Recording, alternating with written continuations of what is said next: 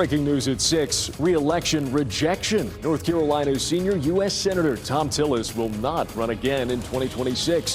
Why he's leaving and who's lining up to replace him in the midterms. And more pop-up storms into this afternoon and evening. Another chance for storms for your Monday. I'll break down the timing of those storms and how hot we'll get. Plus, children rescued from a burning house. 3 people are in the hospital after the Johnston County fire, including those kids, how they were able to get out of the home. Now, breaking news from WRAL. Coverage you can count on. And we want to get you right to that breaking news here at 6 o'clock. North Carolina's senior U.S. Senator Tom Tillis says he will not seek re-election. Thank you for joining us. I'm Eric Miller. This comes after the Republican voted against President Donald Trump's tax and spending bill, which advanced in the Senate last night. We're bringing you team coverage tonight. We've got reaction from both sides of the aisle in the WRAL Live Center. But first, let's get to WRAL's Heidi Kirk, who joins us live from the senator's Raleigh office. Heidi, Tillis has been a well-known figure in state politics for a long time. Eric, that is right. Senator Tillis has had a long career with the North Carolina's General Assembly, including spending time as the Speaker of the House. And now he's on his second term as a U.S. Senator, where he's known for making deals across the aisle. And now his tenure has come to an end. In a statement, Tillis said this, quote, "As many of my colleagues have noticed over the last year, and at times even joked about, I haven't exactly been excited about running for another term." He goes on to say, quote, "It's not a hard choice, and I will not be seeking re-election." Tillis's announcement came after the senator opposed what's known as Trump's Big Beautiful Bill. That bill would cut taxes on wages and tips while increasing spending on many of the president's priorities. Tillis said Saturday he wouldn't support the bill, citing changes to Medicaid. He also said slashing the CHIPS Act would be devastating to North Carolina. Tillis's decision leaves an empty seat in the Senate. Political analyst David McClellan says it'll be something to watch. We'll be hearing a lot about the North Carolina Senate seat. Both parties will be trying out candidates. So it'll be an opportunity for North Carolinians to get to know some new candidates. Tillis was already facing primary challengers, including businessman Andy Nilsen and Don Brown, a former congressional candidate. On the Democratic side, Wiley Nickel announced that he's running for the 2026 Senate seat. Former Governor Roy Cooper is said to have been considering that seat as well. It'll be something North Carolina voters will also be watching. I'm definitely wondering if whoever fills Tillis's role in North Carolina would be more likely to continue on in this fashion, or if it would be someone who would be more willing to stick to the mainstream Republican line, or if it's someone who is looking towards a more bipartisan, stance. A big shakeup in state politics, one that many will have their eyes on. Now, of course, it's important to note that Tillis's term will end at the end of 2026. And of course, McClellan and other political analysts say that he could be a wild card now in the Senate. Of course, something to watch in the months to come. Heidi Kirk, WRAL News, live in Raleigh. Heidi, thank you. And one of the candidates Heidi mentioned is former U.S. Representative Wiley Nickel. We heard from Nickel earlier today. WRAL's Megan Glova joins us now in the Live Center with what he's saying and more reaction. Megan. Eric, WRAL spoke to Nickel just before we got on air, and he says he's ready to flip a seat again. Now, he also shared this on X. Take a look. Simply put, Tom Tillis is out. I'm the only Democrat in this race, and I'm ready to win. Speaking of North Carolina Democrats, North Carolina Democratic Party Chair Anderson Clayton shared this statement. Tom Tillis spent years putting D.C. Republicans and corporate donors ahead of the people of North Carolina, and voters noticed. We look forward to next November when North Carolinians will finally elect a senator that will actually fight for North Carolina. Moving on to reaction from NC GOP Chairman Jason Simmons. He says as we move forward into the midterms, we will hold this seat for Republicans in 2026, making mention of President Trump's America First priorities. And we end with President Trump. He said on Truth Social, great news. Senator Tom Tillis will not be seeking re-election. No word yet from Senator Ted Budd. We'll share any update from him when we get it. Back to you. Megan, thank you very much. And floor debate is now underway on that so-called big, beautiful bill. You're taking a live look in the United States Senate right now. Currently, Democratic Senator Jack Reed from Rhode Island is speaking. Debate could last well into the night tonight. After that, lawmakers will propose and vote on amendments to the bill before it comes up for a final vote. One man is dead and a 15-year-old girl is injured after a shooting in Durham this morning. This all happened on Reservoir Street shortly before 11. That's near Durham Tech Community College. Police say the man and girl were found shot inside a home. They were both taken to the hospital where that man was later pronounced dead. The girl is expected to recover. Durham police say this is an active investigation. They've not released the names of either victim or released any information about possible suspects at this time. 2 women are recovering this evening after a shooting on Cavalry Drive in Raleigh. It happened at the Libido Bar and Lounge just after 1 this morning. The WRAL breaking news tracker was on that scene. When officers got to the bar, they found the first woman who'd been shot. She's expected to recover. About 6 minutes later, police found the second woman nearby at the intersection of Capitol Boulevard and Spring Forest Road. She, thankfully, also expected to recover. Anyone with information about the shooting should call Raleigh police. No suspects are in custody at this time. A shooting near a cookout and a car crash near a Waffle House injured 3 people in Goldsboro overnight. Police say this all happened on North Berkeley Boulevard just after 2 a.m. When officers got there, they found the car rolled over in the woods behind the Waffle House. One victim was still in the car. 2 others had run away and were in the woods. Police say those victims, 20-year-old Jandre Spencer Jr. and 21-year-old Ja'Cory Harper, were both taken to the hospital. Police haven't released the name or condition of that third victim. So far, no arrests have been made. The State Highway Patrol says speed and alcohol likely contributed to a serious crash in Johnston County. This all happened on I-95 North in Nash County. A tractor trailer and Chevy truck were both involved. 2 people in the Chevy were seriously hurt. We're working to get updates on how they're doing this evening. The driver of that tractor trailer was not seriously injured. Troopers have not said who is at fault, but they did say both speed and alcohol contributed here. Well, you may see some lingering showers this evening as we continue to deal with that heat out there. Meteorologist Grant Skinner is in the WRAL Severe Weather Center with what we're watching tonight. Grant. Yeah, more isolated storms out there. We're watching from this camera from Roxborough. Looking to the south, more of those storms firing up. A lot of cloud cover continues as an outflow boundary works its way north. Those outflow boundaries serve as mini cold fronts that allow for more storms to pop up across the area. And you can see on radar more storms kind of firing up in some areas of the south, close to Cumberland, Sampson County, back towards Fayetteville. A few more storms there. You can see that storm just north of Durham. I've been watching this closely. Watch the Durham Bulls there. Just to the north, you can see that shower continues, but it's kind of raining itself out just to the north of Durham. So not expecting any rain there. A few more showers back to the north and west, but otherwise just more isolated to scattered showers across parts of our area and areas to the west as well. Heat index still in the triple digits for some spots, upper 90s for others. Some heat relief is on the way, though. I'll tell you when to expect that, and a better chance for showers and storms coming up in a bit. Grant, thank you very much. And with those storms expected ahead of the 4th of July, remember, you can stay on top of the forecast with the newly redesigned WRAL weather app. It's free to download and use. Make sure to turn on push notifications so you get important weather alerts sent right to your phone. 2 children are recovering after firefighters pulled them from the flames at this mobile home in Johnston County. The fire started around 11 last night on Strickland's Crossroads Road. WRAL's Flynn Snyder spoke with a neighbor about the harrowing attempts to try to save those 2 girls. Heavy flames and smoke captured on cell phone video shooting out of this Johnston County mobile home late last night. Broadcastify audio revealing the moment first responders learned 2 children were trapped inside. The caller advised there was 2 kids still inside the house at the end of the trailer in the bedrooms. Everybody was trying to go in the window. With charred holes in her sweatshirt, a neighbor who did not want to be identified says she and the children's mother sprayed themselves with a hose, trying to rescue the 2, identified by witnesses as a pair of 4-year-old girls. Everybody had just went to the back window trying to get to the girls, but the smoke, it was so smoky, nobody could get in there. Everybody was trying to climb. Everybody got cut up. Everybody was bleeding. Racing against the clock, Johnston County first responders were able to rescue the young kids. And he brought them out one at a time. The fire gutted this home, the back siding completely blown out. All that's left inside Our charge remains. The county's fire marshal tells WRAL at least 3 people, including the 2 children, were taken to the hospital.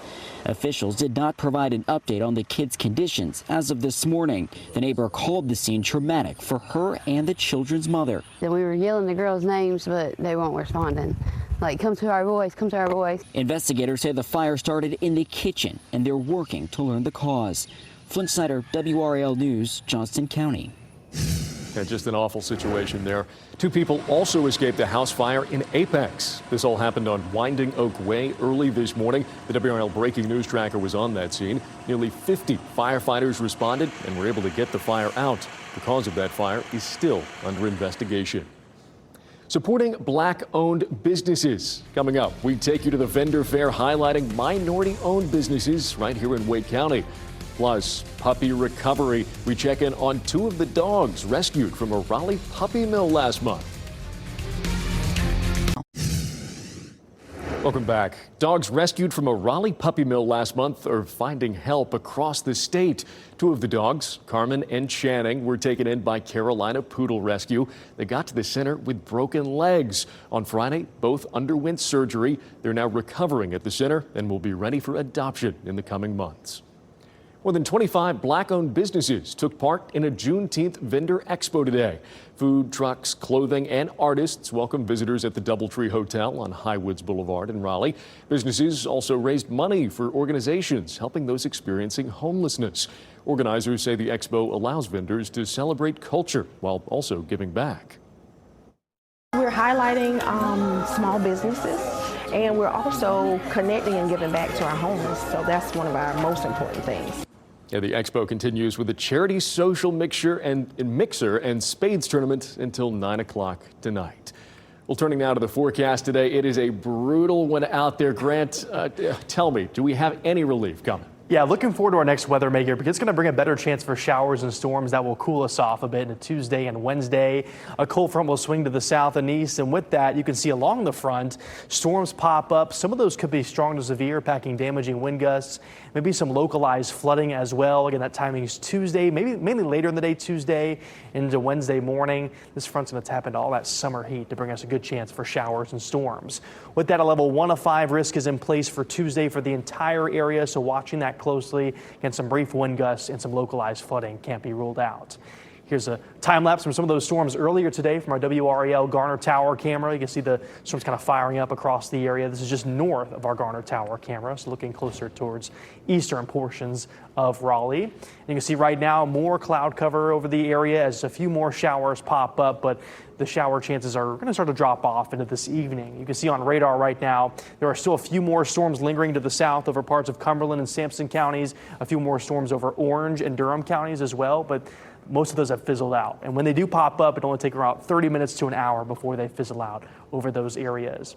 Temperatures in the upper 80s and low 90s across the region, so it's still quite hot out there. 90 in Raleigh, 89 in Clinton, Goldsboro at 88 degrees, Roxboro at 86, Southern Pines at 85 degrees right now.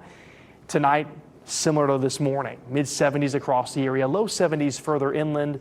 Back towards Roxboro, 71 degrees there, 75 Goldsboro, 75 Clinton, at Fayetteville at 75 degrees to start your Monday. Throughout the day tomorrow, going to be another hot day. Highs back in the mid-90s by the afternoon. Watch for more chances for at least some isolated showers and storms through around 5, 6 o'clock. It's not going to be an overwhelming rain chance by any means, but just like today, some pop-up storms will fire up here and there, and those outflow boundaries could create more storms across the area. You can see by around 12:30, 1 o'clock on Futurecast, those isolated storms pop up. Scattered cloud cover continues much like today. But again, these aren't going to be widespread storms, just pop-up storms with that summertime heat and humidity continuing across the area. Also watching Tropical Storm Barry, expected to make landfall in southwestern portions of the Gulf back towards the Bay of Campeche. Again, making landfall soon, not going to be a threat to the U.S. Gulf Coast or North Carolina. Just keeping an eye on this system as it makes its way north and west, likely weaken pretty quickly once it makes landfall. Also watching one more area in the Gulf making its way into the Atlantic over the next several days. An area of low pressure could form. It's really too far out to know exactly how this will develop over time, but we'll keep an eye on this system. Right now, a low chance of development over the next 7 days. So a better chance for showers and storms. Looking forward to it into Tuesday and Wednesday to cool us off a bit. Upper 80s by Wednesday in the afternoon, so that's going to be be very welcome after the intense heat we've had. And isolated storm chances stick around for your Monday as well, so watch out for those tomorrow afternoon. Going to be a hot next couple of days. 4th of July looking a little bit drier. 93 though. It'll start to warm up into next weekend, but again, storm chances stay minimal for the next weekend after a good chance for showers and storms. Going to cool us off for the middle part of the week. It'll be nice. Hey, Grant, thank you very much. And, speaking of cooling off, we can at least picture hockey, a little ice out there to try to deal with this heat, Pat. Yeah, I'm going to be going to development camp tomorrow, but I've actually been with them for the draft the last couple of days, and it's a very analytical front office, right? Well, coming up next, I break down a trend you can't ignore anymore. The risks the Canes are taking and hopefully exploiting to their benefit. Next.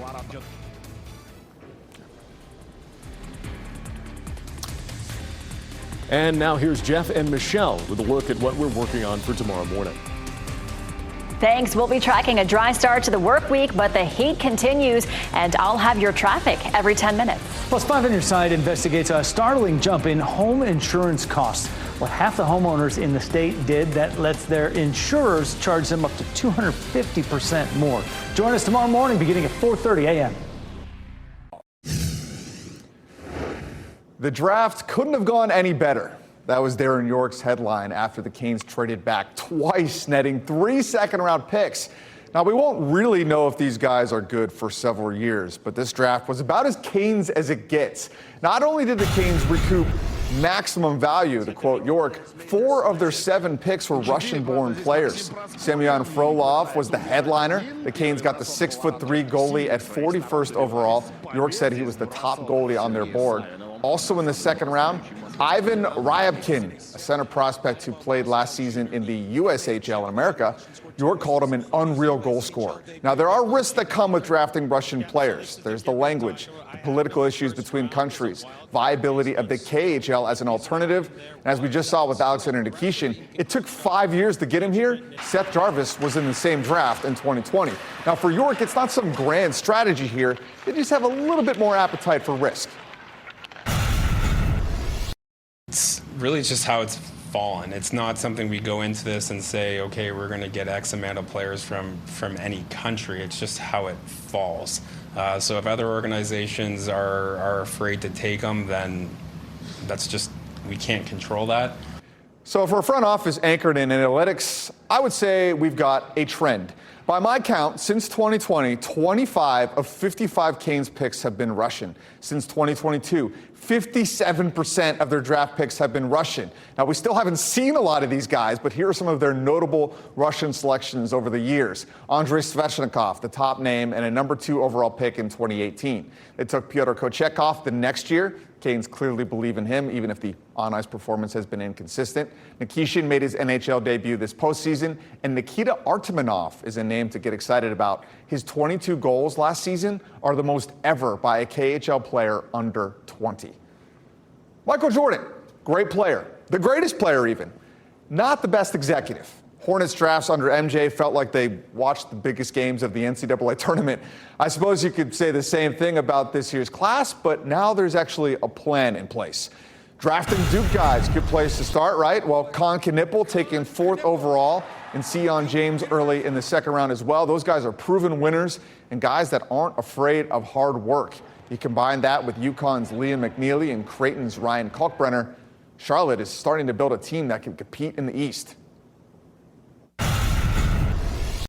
Obviously, Coach Lee and Jeff Peterson here to my right have made it known that they want to change the culture here. They made that known to us on the visit and the interviews at the Combine. So it's bringing in high-character guys that are about the right things, about playing together, about winning. It's going to take some time, and we're all here, and I think bought in to be able to do that. The biggest thing that we're looking to build a team with a high-culture team, a high-character team, and a team that's going to be winning and sustainable for the future. And it's cool to be able to do this with these guys. I got to give Jordan some credit. He helped draft Brandon Miller before he sold his majority stake over Scoot Henderson. That was one of the better decisions the Hornets have ever made.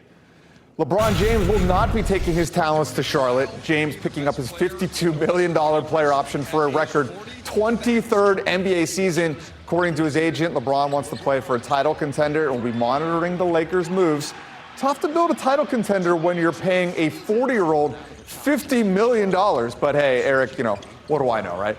Yeah, it's not bad. I guess Bron thinks he can carry it all on his shoulders. That GOAT conversation, it just never ends. 40 years old, he averaged 24 points, 8 rebounds, and 8 assists last season. So he can play for a few more years, but at this point, his wife, Savannah, is kind of getting in his ear. Put some more time home with the family. Yeah, absolutely. Maybe when MJ fully takes a step back, he can step up in Charlotte, see how he does. Hey, we'll take for the it, Hornets right? there. Yeah, well, Pat, thank you very much, and thank everybody out there for joining us.